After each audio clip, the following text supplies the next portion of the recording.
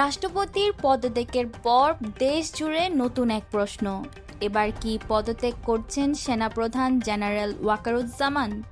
সামাজিক যোগাযোগ মাধ্যমে চলছে তুমুল আলোচনা।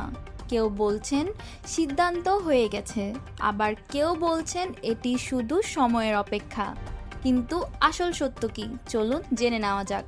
রাষ্ট্রপতি মোহাম্মদ শাহাবুদ্দিনের পদত্যাগের আগে সামাজিক যোগাযোগ মাধ্যমে এ নিয়ে ব্যাপক গুঞ্জন ছড়িয়েছিল।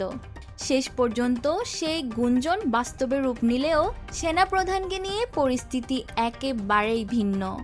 এখন পর্যন্ত সরকার, সশস্ত্র বাহিনী বিভাগ কিংবা আন্তঃবাহিনী জনসংযোগ পরিদপ্তর আইএসপিআর কোনো পক্ষ থেকেই সেনাপ্রধানের পদত্যাগ বা দায়িত্ব ছাড়ার বিষয়ে কোনো আনুষ্ঠানিক ঘোষণা কিংবা ইঙ্গিত দেওয়া হয়নি। রাজনৈতিক দলগুলোর পক্ষ থেকেও এমন কোনো দাবি সামনে আসেনি। এরই মধ্যে নিয়মিত মেয়াদ শেষ করে বিদায় নিয়েছেন নৌবাহিনী প্রধান। তবে সেই স্বাভাবিক প্রশাসনিক পরিবর্তনের সঙ্গে সেনাপ্রধানের সম্ভাব্য পদত্যাগের কোনো সম্পর্ক আছে এমন কোনো তথ্য মেলেনি। বর্তমান নিয়ম অনুযায়ী জেনারেল ওয়াকারুজ্জামানের দায়িত্বের মেয়াদ 2027 সালের জুন পর্যন্ত রয়েছে।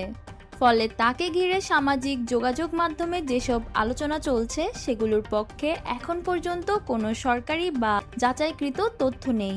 বিশ্লেষকদের মতে রাষ্ট্রের গুরুত্বপূর্ণ পদ নিয়ে গুঞ্জন ছড়ানো সময় লাগে না, তবে সত্যতা নিশ্চিত হয় কেবল সরকারি ঘোষণা ও নির্ভরযোগ্য তথ্যের ভিত্তিতে।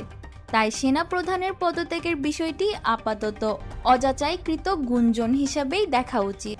নতুন কোনো সিদ্ধান্ত এলে তা অবশ্যই সংশ্লিষ্ট কর্তৃপক্ষের আনুষ্ঠানিক ঘোষণার মাধ্যমেই জানানো হবে।